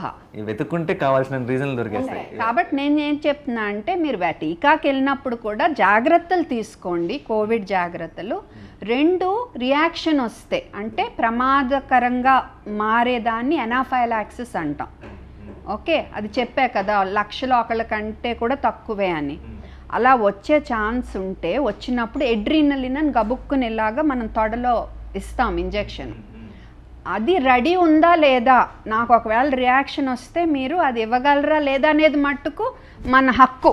కనుక్కుని ఉంది రియాక్షన్ వస్తే నాకు వీళ్ళు వెంటనే ట్రీట్మెంట్ ఇవ్వగలరు అనేది మట్టుకు తెలుసుకుని దాన్ని బట్టి అక్కడ టీకా వేయించుకోండి అనేది నా అడ్వైస్. రెగ్యులర్గా మన ఇంట్లో కూడా ఆవిరి పట్టడాలు ఇవన్నీ చాలా కామన్ విషయాలు అయిపోయినాయి. ఇప్పుడు ఆవిరి అని, కర్పూరం అని, వేడి నీళ్ళని, ముక్కులో నూనె అని, ఇలాంటివన్నీ రకరకాలవి ఈవెన్ నెలలో పెద్దవాళ్ళు వాళ్ళు వీళ్ళు కూడా చేయండి చేయండి చేయండి అని చెప్తున్నారు. సో ఎంతవరకు ఉపయోగపడతాయి? ఆవిరి వల్ల ఉపయోగం లేదు. మీరు వెచ్చని గాలి, నేను రోజు షూటింగ్కి వెళ్ళి వచ్చి ఆవిరి పెట్టేవాడిని, ఆవిరి అంటారని. వెచ్చని తేమున్న గాలి పీల్చుకుంటే మన గాలి పీల్చుకునే రంధ్రాలు పొడారిపోకుండా, ఆయాసం రాకుండా బాగుంటుంది. అక్కడ మ్యూకస్ అనేది ఉమ్ము అందులో బ్లాక్ అయిపోకుండా చక్కగా బయటకు వచ్చేస్తుంది. అంతేకాని కరోనా నుంచి జాగ్రత్త ఇది కాపాడదు. కానీ చిన్నపిల్లలకి గబుక్కుని వేడి నీళ్ళ మీద పడి ఒలిగి కాలిపోయి ఎమర్జెన్సీకి ఎంతమంది వస్తారో ఈ ఆవిరి చాదస్తంతో. ఓకే, అది కాకుండా ఆ వేడి ఆవిరి దగ్గరగా పెట్టడం వల్ల ఇక్కడ కాలటము, ఈ ముక్కు గాలి పీల్చుకునే చోట ఎక్కువ కాలిపోయి, పిల్లలు చాలా సెన్సిటివ్గా ఉంటారు కదా, వాళ్ళకి అసలు అంత వేడి, మనకే అప్పుడప్పుడు ఆ వేడి అసలు ఇంపాసిబుల్ అయిపోతుంది. సో మనకి మంచి చేసే బదులు అది కాలుస్తుంది లోపల కూడా. సో అది చెడు జరగవచ్చు మనకి. కాబట్టి మీరు ఒకవేళ వెచ్చని ఆవిరి ఇవ్వాలి అనుకుంటే రూమ్లో ఆవిరి నింపి కాసేపు బిడ్డతో కూర్చోండి తప్ప ఇలా డైరెక్ట్గా మట్టుకు ప్లీజ్ ఇవ్వద్దు, చాలా ప్రమాదం, పర్టికులర్గా పిల్లలు. రెండోది కర్పూరం ఆవిర్లు, అది ఎక్కువ పీల్చుకున్నా ఎక్కువ తాగిన, ఎస్పెషల్లీ చిన్నపిల్లల బాడీ సైజ్ తక్కువ కదా, సో ఈ ఎక్కువ వెళ్ళినప్పుడు ఫిట్స్ వస్తాయి. చాలామంది ఎమర్జెన్సీ ఫిట్స్ వస్తారు. ఏంటి ఎందుకు వచ్చినాయి, ఇంట్లో ఎవరికి ఫిట్స్ లేవు, జ్వరం లేదు అంటే మనకు తెలిసేది కర్పూరము జిండా తెలిస్మాత్. సో లాభం లేదు, నష్టం ఛాన్స్, ఎందుకు ఇవ్వాలి? ముక్కులో నూనె అనాదిగా వస్తున్న ఇది ఒక తప్పు ప్రాక్టీస్ చెప్పాలంటే. ఊపిరితిత్తుల్లోకి వెళ్ళి లైపాయిడ్ న్యూమోనియా అంటారు. ఓకే, నిమ్ము, దీనివల్ల నిమ్ము రావచ్చు, లాభం లేదు. అలాంటి నిమ్ము ఒకసారి ట్రీట్మెంట్ కూడా చేయలేము, గట్టి పడిపోతే ఊపిరితిత్తులు. మరి అలాంటప్పుడు మనం ఇలాంటివి ఇవ్వచ్చా? ఎక్కువ డేంజర్లు ఎక్కువ ఉన్నాయి అన్నిటిలోనూ. ఈ టైంలో ఇంకోటి కూడా చెప్పదలుచుకున్నాను నేను, ఈ చేయకూడనివి ఇవన్నీ శానిటైజర్లు. చాదస్తంగా ఇంకా రోజంతా ఇలా తుడిచేయటం, పిల్లలకు తుడిచేయటం, ఈ చేతులన్నీ పాడైపోవటము. ఇంట్లో ఉండి మీరు ఉంటే ఏంటి, ఎక్కడి నుంచి వచ్చింది మీకు కరోనా? అన్నం తినే ముందు బాత్రూమ్కి వెళ్ళి వచ్చాక మట్లో ఆడుకున్నాక చేతులు శుభ్రంగా కడుక్కోవడం అంతే. అది మామూలుగా సోప్తో వాష్ చేసుకోవచ్చు. శానిటైజర్ ఎప్పుడు మీకు ఆస్కారం లేదు, తప్పనిసరిగా వాడాలి అంటే అంతే. అది కూడా పిల్లల విషయంలో జస్ట్ వైప్స్ వాడి తొడవండి, బాగా ఎమర్జెన్సీ. ఎక్కడ పడితే ఎక్కడ మనం శానిటైజ్ బాటిల్ పెట్టద్దు, అందుబాటులో పెట్టదు. వాళ్ళకి కూడా వాళ్ళకి ఏదో గేమ్ లాగా అనిపిస్తుంది, అలా అనిపిస్తుంది, నొక్కిన వెంటనే అలా చేసుకోవటం. ఎమర్జెన్సీకి వస్తున్నారు, గట్టిగా నొక్కటం వల్ల కళ్ళల్లో పడి డేంజర్ అయిన దాఖలాలు ఉన్నాయి. మరి అది ఒక ఆట వస్తువు కాకూడదు, అలా అందుబాటులో వాళ్ళకి ఇలా దయచేసి ఆ పంప్ నొక్కడంలో వాళ్ళకి ఏదో చిన్న ఎంటర్టైన్మెంట్ దొరుకుతుంది, బట్ ఎంత డేంజరస్ శానిటైజర్. చాలా డేంజర్. అందుకనే నేను ఈ విషయం ఇక్కడ ఇంత గట్టిగా చెప్పాలనుకుంటున్నాను. పిల్లలకి అసలు అందుబాటులో శానిటైజర్ అన్నది ఉండకూడదు. Yeah. ఇప్పుడు చాలా చాలా ఇన్ఫెంట్ స్టేజ్లో కూడా మీరు ఇందాక చెప్పిన MIST అన్నది రావచ్చా? వస్తే దాన్ని ఎలా చూసుకోవాలి, ఎవరు చూసుకోవాలి? చంటి పిల్లలకి కోవిడ్ రావచ్చు, MISC రావచ్చు. అండ్ మిగతా పిల్లల లాగే వాళ్ళకి సేమ్ సిమ్టమ్స్. చంటి పిల్లలు ఏంటంటే ఒక్కోసారి జ్వరం రాకపోవచ్చు, జస్ట్ డల్గా పాలు తాగకుండా అలాగనే ఉండొచ్చు. అలా ఉన్న వెంటనే సంప్రదించాలి, ఎందుకంటే చంటి పిల్లలు మనకు టైం ఇవ్వరు, తొందరగా ఇదైపోతుంది, జబ్బు విపరీతం అయిపోతుంది అన్నమాట. సో వెంటనే సంప్రదించాలి. సో చంటి పిల్లలకి కోవిడ్ వచ్చిందనుకోండి, ఇప్పుడు తల్లి చూసుకోవాలి, ఓకే, బట్ తల్లి కూడా జాగ్రత్తలు తీసుకోవాలి కుదిరినంత. MISC వచ్చినా ఆబ్వియస్లీ తల్లి చూసుకోవాలి. ఇక్కడ తల్లికి కోవిడ్ వచ్చిందనుకోండి, బిడ్డను తల్లి చూసుకుంటుంది. చాలాసార్లు ఏం జరుగుతుందంటే ఈ MISC అనేది తల్లికి కోవిడ్ వచ్చిందనుకోండి డెలివరీకి ముందు, అప్పుడు చంటి బిడ్డ, అప్పుడే పుట్టిన చంటి బిడ్డలకు కూడా MISC రావచ్చు.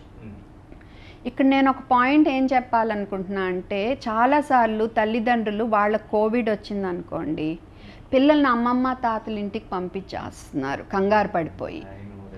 అక్కడ ఏమవుతుంది, ఈ బిడ్డలకు ఆల్రెడీ వచ్చేసి ఉంటుంది, కరోనా సోకు ఉంటుంది, వాళ్ళకి ఇస్తారు.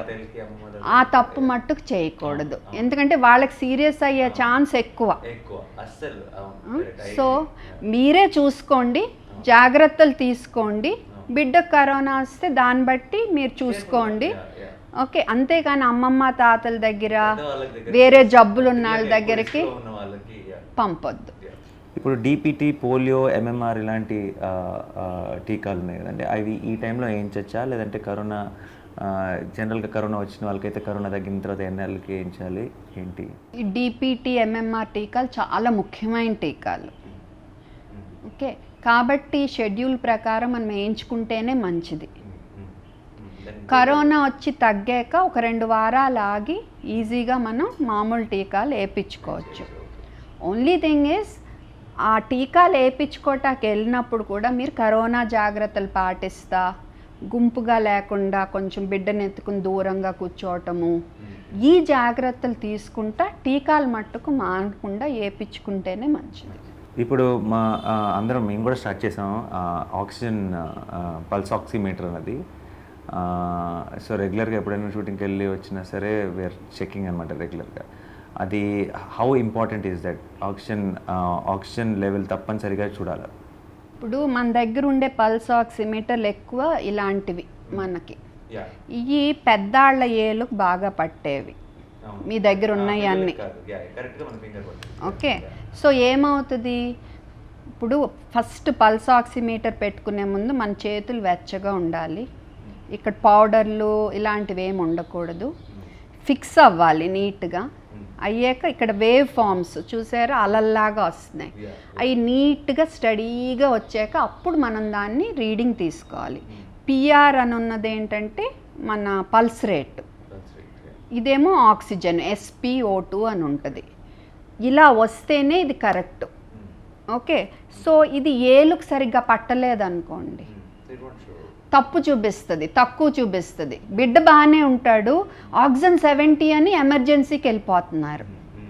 కాబట్టి చిన్నపిల్లల వేలు సరిగ్గా ఫిట్ అవ్వదు కాబట్టి మన ఊరికి అలా పెట్టేసి చూసి అది తక్కువ అయిపోయింది అనుకుంటాం. సో ఫిట్ అయితే అలలు నీట్గా నేను చెప్పినట్టు వస్తే అప్పుడు ఆ వాల్యూకి మనం ఇది కరెక్ట్ అని అనుకోవచ్చు. కాబట్టి నేను చెప్పేది ఏంటంటే, ఉంటే చూడండి, కానీ నేను చెప్పినట్టు కరెక్ట్గా చూడండి. ముఖ్యం ఏంటంటే బిడ్డ డల్లున్నా, చేతులు పెదాలు ఇవన్నీ పింక్ ఉండాలి. పింక్ లేకుండా పేలగా లేదా బూడిద రంగులో లేదా నీలంగా ఉన్నా, అలా ఆయాసంగా ఉన్నా, అలా గాలి పీల్చుకోవటం కష్టపడుతున్నా, డల్ ఉన్నా హాస్పిటల్కి వెళ్ళిపోండి. ఇక్కడ ఇంకా ఆక్సిజన్ కాదు, వెళ్ళిపోండి. ఆ సైన్స్ స్టార్ట్ అయిన తర్వాత ఇంకా పల్స్ ఆక్సిమీటర్తో పని లేదు. ఉంటే చూడండి, కానీ కరెక్ట్గా చూడండి, లేకపోతే వద్దు, అంతే. ఇప్పుడు మామూలుగా పెద్దవాళ్ళకి ఇచ్చే మెడికేషన్ అయినా పిల్లలకు కూడా కరోనా వస్తే లేదంటే వాళ్ళకి ఏ మందులు ఇవ్వాలి, వేరే వేరే ఏదైనా ప్రాబ్లమ్తో వేరే మందులు తీసుకుంటే అవి కంటిన్యూ చేయొచ్చు ఆ పిల్లలకి? ఇప్పుడు మందుల విషయంకి వచ్చే ముందు ఒక్కసారి మీరు ఇందాక అడిగిన క్వశ్చన్కి, ఆక్సిజన్ కూడా 95 లోపు ఉంటే హాస్పిటల్కి తీసుకెళ్ళాలి. 90 లోపు ఉంటే అది ప్రమాదం కింద, అంతే, 90 లోపు ఉంటే ప్రమాదం కింద లెక్క. ఇప్పుడు వచ్చేసరికి ఈ మందుల విషయం, azithromycin, favipiravir, Fabiflu, doxycycline, ivermectin, hydroxychloroquine, steroids, ఎవరు పడితే వాళ్ళు ఇదిగో మా అబ్బాయికి ఇది ఇచ్చామని చీటీల్లో వాట్సాప్లో మెసేజ్లు పెట్టుకుని కూడా ఇచ్చేసుకున్నారు కొన్ని రోజులు. ఇప్పుడు తగ్గింది చెప్పాలంటే. ఓకే, పిల్లలకి ఇందులో ఏవి పనిచేయవు, పిల్లలకి ఏవి కరోనాని చంపవు. కాబట్టి 198 మందికి కరోనా వస్తే జస్ట్ జ్వరం, దగ్గు, జలుబు, వాంతులు, విరోచనాలతో కోలుకుంటారు. వాళ్ళు ఇవ్వాల్సిందల్లా ప్రథమ చికిత్స అంతే. ఓకే, ఎంతమంది ప్రతి ఒక్కళ్ళు ఎజిత్రోమైసిన్ ఇచ్చేస్తున్నారు. దీనివల్ల లాభం లేదు, నష్టమే. ఇప్పుడు వాంతులు, విరోచనాలు మొదలైనవి అనుకోండి, మళ్ళీ అదొక డౌట్ మనకి. స్టిరాయిడ్లు అనవసరంగా ఇచ్చేయమనుకోండి, అది చాలా పెద్ద సమస్య, చాలా రకరకాల జబ్బులు వచ్చేస్తాయి. మీరు చూసారు పెద్దాళ్ళు ఫంగస్ అని, నల్ల ఫంగస్. అండ్ వీళ్ళకి ఫ్యూచర్ పిల్లలకి పర్టికులర్గా పెరిగే వయసులో స్టెరాయిడ్స్ లాంటివి అనేది ఐ థింక్ ఆఫ్టర్ ఎఫెక్ట్స్ చాలా కాలం వరకు ఉంటాయి. కొన్ని ఉన్నాయి. ఇది ఇప్పుడు 2 సైడ్లు పదునున్న కత్తి లాంటివి స్టెరాయిడ్స్. కరెక్ట్గా వాడితే కరెక్ట్ టైంకి మంచి, అవసరం లేకుండా వాడితే చాలా బ్యాడ్. సో అది జాగ్రత్తగా మనం డాక్టర్ అడ్వైస్ బట్టి వాడాలి. ఫస్ట్ 2 మందులు ఏమున్నాయి, 2వ వారంలో ఒకవేళ జబ్బు ముదిరితే ఒక్కోసారి స్టెరాయిడ్లు అవసరం పడవచ్చు. ఎంఐఎస్సి లాగా వస్తే ఐవి ఇమ్యునోగ్లోబులిన్ అవసరం పడవచ్చు. గుండె ఏమన్నా ఎఫెక్ట్ అయినా, రక్తనాళాల్లో రక్తం గడ్డ కట్టుకుంటున్న ఆస్పిరిన్, హెపరిన్ ఇలాంటివి ఇస్తాము. అంటే కరోనా వల్ల వచ్చే పరిణామాలకు మన దగ్గర వైద్యం ఉంది, కానీ కరోనా చంపటానికి పిల్లల విషయంలో లేదు. సో అనవసరంగా మీరు ఆ మెసేజ్లు ఈ మెసేజ్లు చూసి మందులు ఇవ్వకూడదు. నష్టం ఎక్కువ, లాభం ఉండదు. 2 నెలల తరబడి zinc, vitamin C, vitamin D అది కూడా మంచిది కాదు. ఎక్కువ నెలల తరబడి విటమిన్ సి ఇచ్చినా అది యూరిన్లో వెళ్ళిపోతుంది మోస్ట్లీ. అయినా కొంతమందికి కిడ్నీ స్టోన్స్ రావచ్చు, రాళ్ళు కిడ్నీల్లో.